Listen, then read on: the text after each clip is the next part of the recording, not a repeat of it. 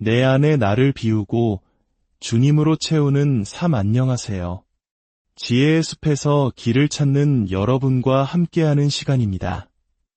혹시 이런 생각해 보신 적 있으신가요? 우리는 살면서 끊임없이 무언가를 성취하고 더 높은 곳을 향해 나아가려고 했습니다.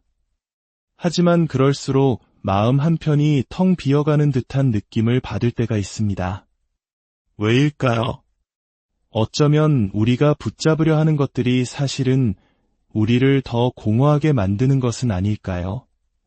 오늘 우리는 성경 속 한 인물의 고백을 통해 나를 비우는 지혜와 그 안에 담긴 놀라운 축복에 대해 이야기 나눠보려 합니다.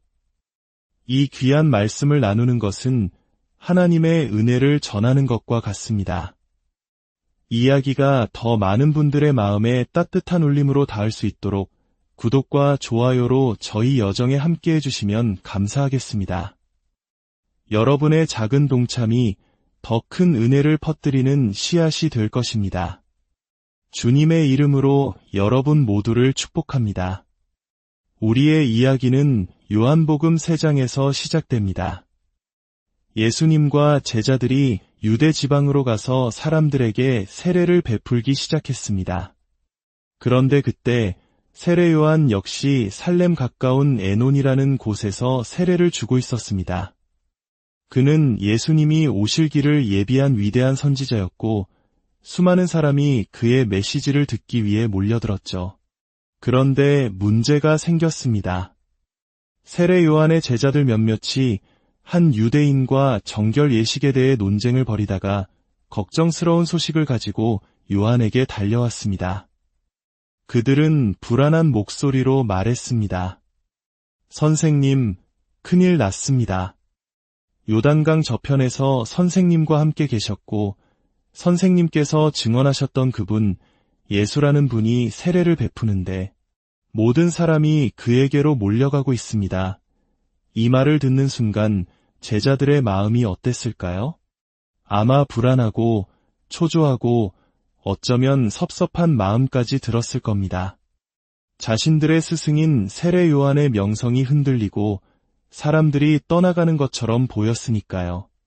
이것은 오늘날 우리에게도 너무나 익숙한 감정입니다.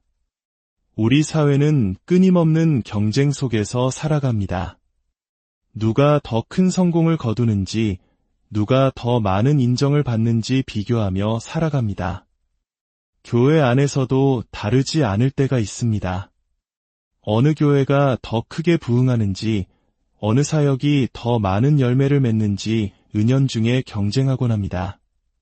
실제로 한 대형 사역팀이 미국 세인트루이스의 가장 가난한 지역에 교회를 세웠을 때 주변의 작은 교회들이 분노하며 반발했던 일이 있습니다. 자신들의 교인들을 모두 빼앗길까 두려워했던 것입니다.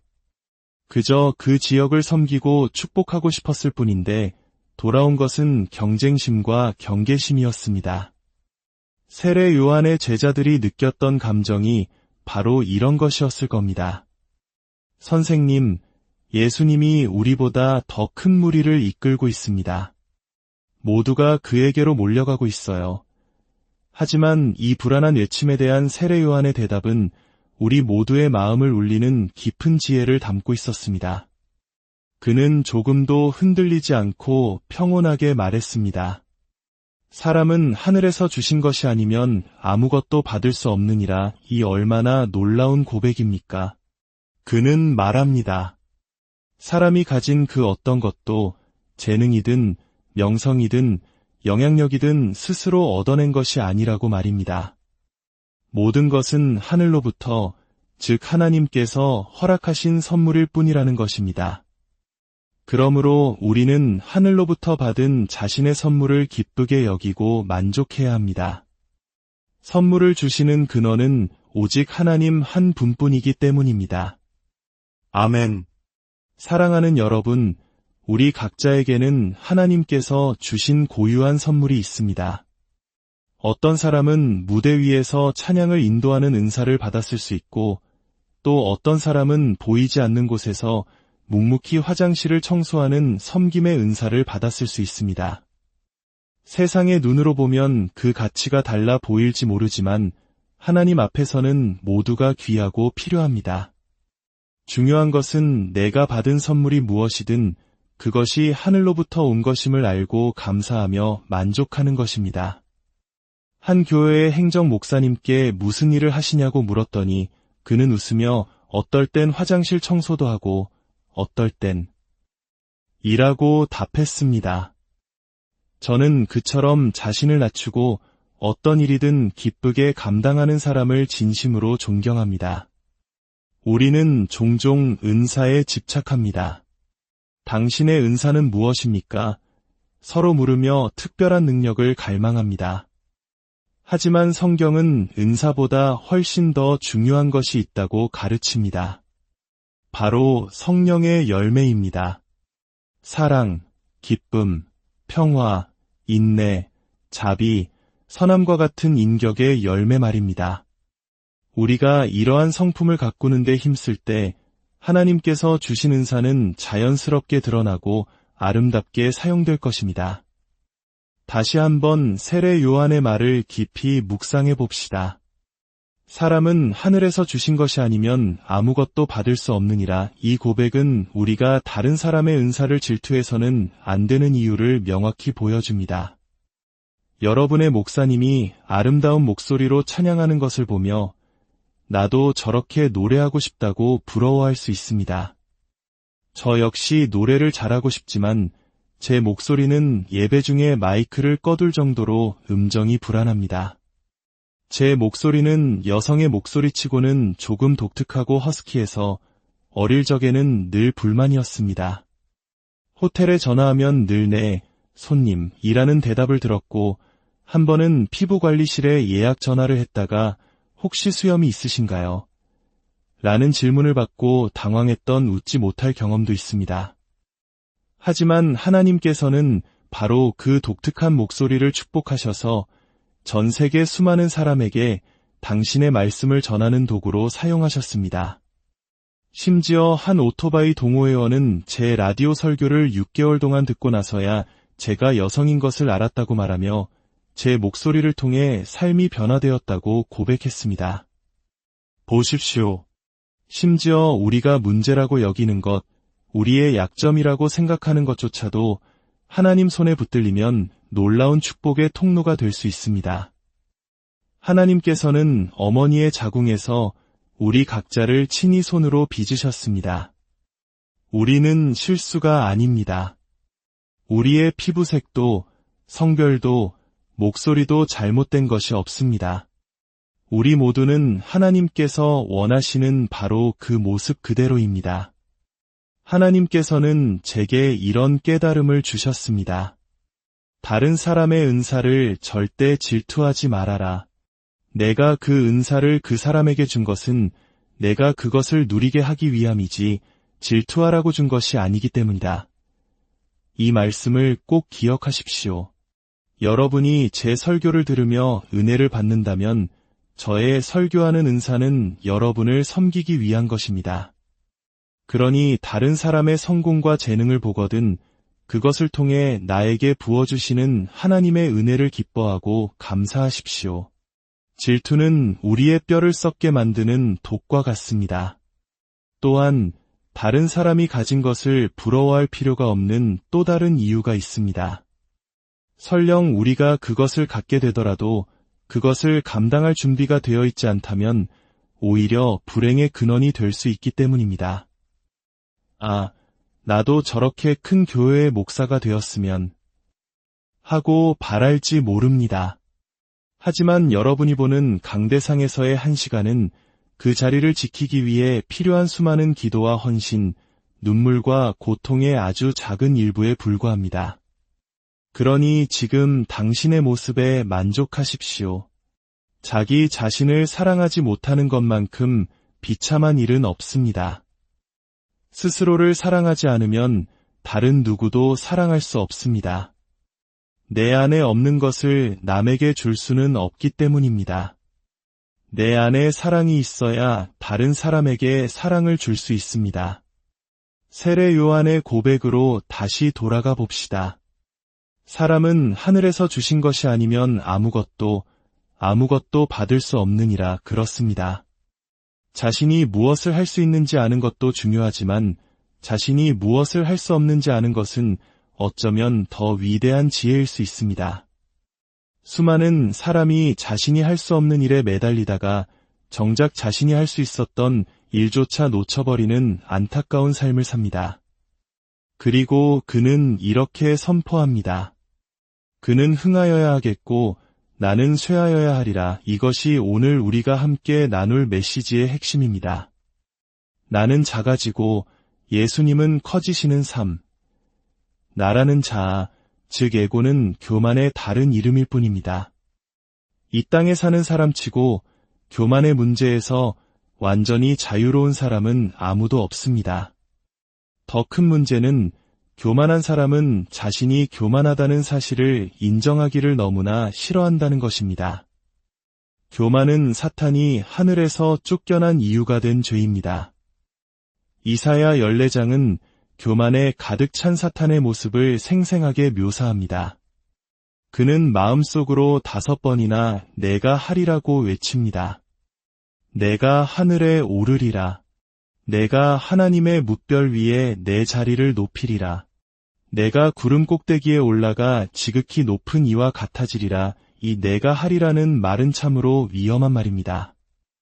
사도 바울은 서신서에서 다른 도시로 가고자 할 때조차 항상 주님의 뜻이라면 이라는 말을 덧붙였습니다. 자신의 의지가 아닌 주님의 뜻을 앞세웠던 것입니다. 교만의 결과는 비참했습니다. 하나님께서는 말씀하셨습니다. 그러나 내가 수울 곳 구덩이 맨 밑에 떨어짐을 당하리로다. 우리가 스스로를 높이면 하나님께서는 우리를 낮추실 수밖에 없습니다. 그러나 우리가 전능하신 하나님의 손 아래에서 스스로 겸손하면 때가 되었을 때 하나님께서 우리를 높이실 것입니다. 우리가 행하는 모든 선한 일은 오직 우리를 통해 일하시는 하나님의 선하심 덕분입니다.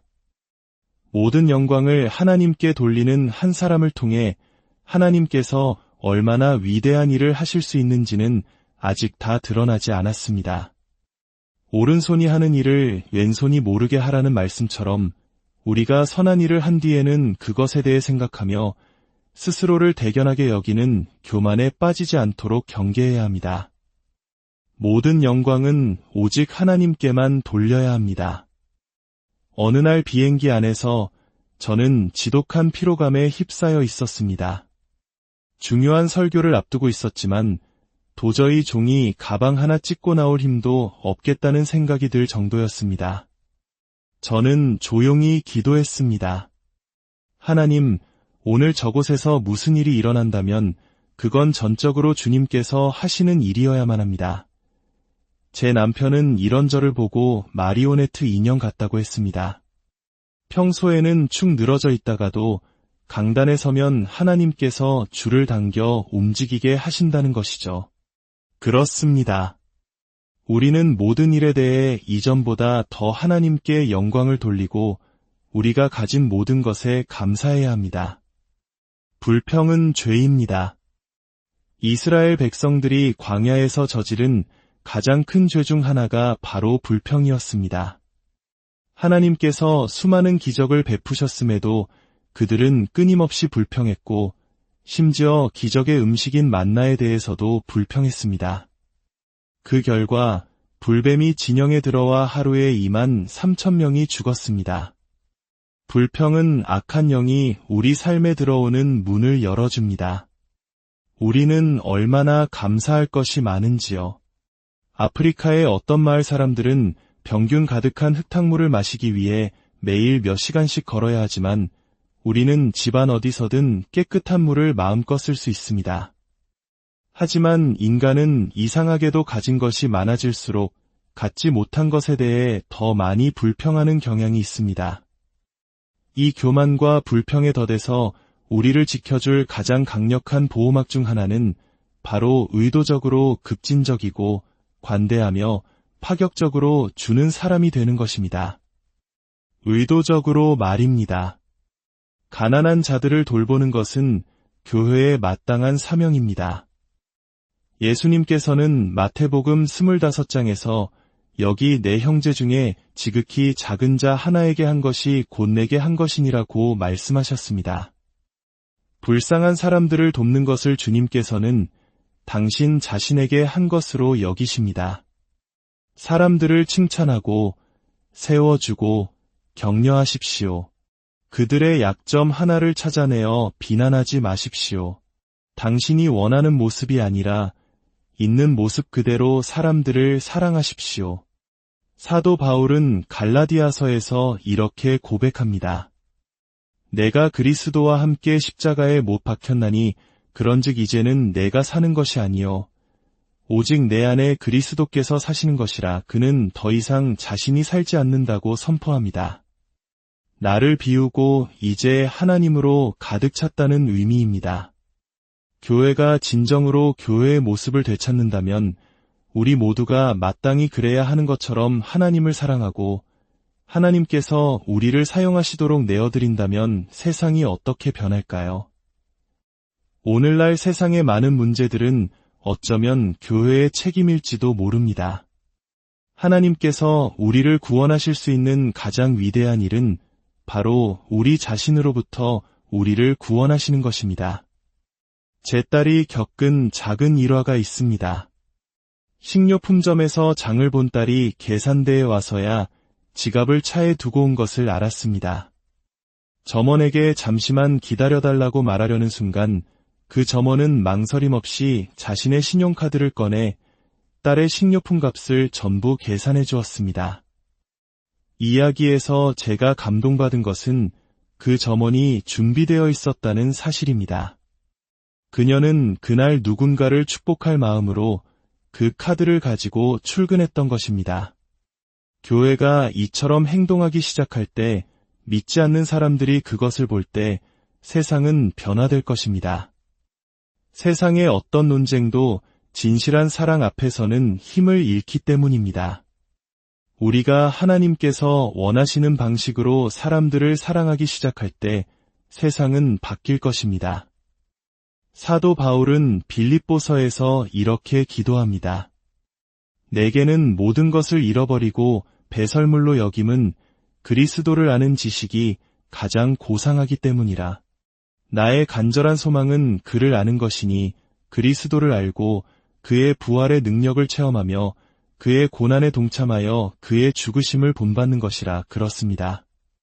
예수님을 닮기 원한다면 우리에게도 고난이 따를 것입니다. 그것은 육체의 고난, 즉 내가 하고 싶지 않은 일을 해야만 하는 고난입니다. 기억하십시오. 옳은 일을 하기 위해 반드시 그렇게 하고 싶은 감정을 느껴야만 하는 것은 아닙니다. 무엇이 옳은지 알면서도 잘못된 일을 하고 싶은 유혹을 느낄 때 그럼에도 불구하고 하나님을 사랑하기 때문에 옳은 일을 선택하는 것, 그것이 바로 성숙한 신앙입니다. 당신을 용서하고 싶지 않지만 예수님께서 명하셨기에 용서하겠습니다. 당신을 사랑하고 싶지 않지만 원수를 사랑하라 하셨기에 사랑하겠습니다. 겟세마네 동산에서 예수님께서 어떻게 기도하셨는지 기억하십니까? 그는 3번이나 아버지여, 할 수만 있다면 이 잔을 내게서 옮기시옵소서 라고 기도하셨습니다. 예수님께서는 십자가를 지고 싶지 않으셨습니다. 그러나 그는 즉시 이렇게 덧붙이셨습니다. 그러나 나의 원대로 마시옵고 아버지의 원대로 하옵소서. 이것이 바로 우리가 추구해야 할 신앙의 모습입니다. 하나님, 저는 이것을 하고 싶지 않습니다. 그러나 제 뜻이 아니라 아버지의 뜻이 이루어지기를 원합니다. 저는 어린 시절 아버지로부터 끔찍한 학대를 당했습니다. 어머니는 그 사실을 알면서도 두려움 때문에 아무것도 하지 않으셨습니다. 저는 오랜 세월 분노와 두려움 속에서 살았고 부모님을 용서했지만 마음 깊은 곳에서는 그들을 멀리하고 싶었습니다. 그러던 어느 날 기도 중에 하나님께서는 늙고 병든 부모님을 제 곁으로 모셔와 돌아가실 때까지 돌보라는 마음을 주셨습니다. 저는 그것이 마귀가 주는 생각이라며 물리쳤습니다. 하나님께서 내게 그런 일을 요구하실 리 없어. 하지만 하나님께서는 계속해서 같은 마음을 주셨습니다. 저는 그 일을 하고 싶지 않았습니다. 정말로 하고 싶지 않았습니다. 하지만 예수님께서 나의 원대로 마시옵고 아버지의 원대로 하옵소서라고 기도하셨던 것처럼 저 또한 순종하기로 결심했습니다. 우리는 부모님께 좋은 집을 사드리고 돌아가시기 전까지 13년 동안 그분들을 돌보았습니다. 요양원을 방문할 때마다 단 한 번도 가고 싶은 마음으로 간 적이 없었습니다. 어머니는 넌 내 딸이니까 날 돌봐야 해라고 당연하게 말씀하셨고, 그럴 때마다 제 마음속에서는 어머니는 저를 위해 뭘 해주셨는데요. 라는 원망이 솟구쳤습니다. 하지만 바로 그것이 사랑이었습니다. 사랑은 감정이 아닙니다. 사랑은 다른 사람을 어떻게 대하느냐의 문제입니다.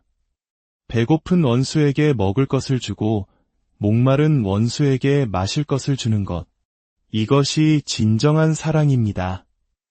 예수님께서 말씀하셨습니다. 너희를 사랑하는 자를 사랑하는 것이 무슨 칭찬받을 일이냐? 누구나 할 수 있는 일이다. 그러나 너희가 원수를 사랑할 때 그것이 바로 하나님께서 하시는 일이다. 사랑하는 여러분, 스스로를 높이는 자는 낮아지고 스스로를 낮추는 자는 높아질 것입니다. 이것은 성경 전체를 관통하는 하나님의 법칙입니다. 교만은 판단과 가십과 질투를 낳습니다. 스스로 의롭다고 여기며 다른 사람을 멸시했던 바리새인의 기도가 아닌 가슴을 치며 하나님, 이 죄인에게 자비를 베푸소서라고 외쳤던 세리의 기도가 하나님께 닿았음을 기억하십시오. 우리가 교만에서 벗어나 겸손의 길을 걷기 위해 의도적으로 노력해야 합니다. 무례했다면 진심으로 사과하고 내가 틀렸음을 인정하십시오. 제가 틀렸습니다. 라고 말하는 연습을 하십시오. 사람들이 주목하지 않는 작은 자들을 섬기십시오. 화장실을 청소하는 분께 따뜻한 감사 인사를 건네고 외로운 이웃의 말에 귀를 기울여 주십시오. 하나님께서는 여러분을 너무나 사랑하시며 여러분을 높이기를 원하십니다. 그러나 우리가 교만으로 가득 차 있다면 그 축복을 담을 수가 없습니다. 하나님께서 주시는 성공과 영향력의 사다리를 올라갈수록 우리는 더욱더 겸손하게 자신을 낮추어야 합니다. 오늘 이 말씀을 듣는 모든 분들의 삶에 자신을 비우고 하나님으로 채우는 놀라운 은혜가 함께하기를 기도합니다. 교만의 단단한 껍질을 깨고 나와 겸손의 옷을 입고 진정한 사랑을 실천하며 살아갈 때 하나님께서는 여러분을 통해 이 세상을 변화시키는 위대한 일을 시작하실 것입니다. 여러분의 삶이 나는 쇠하고 주님은 흥하는 살아있는 간증이 되기를 주 예수 그리스도의 이름으로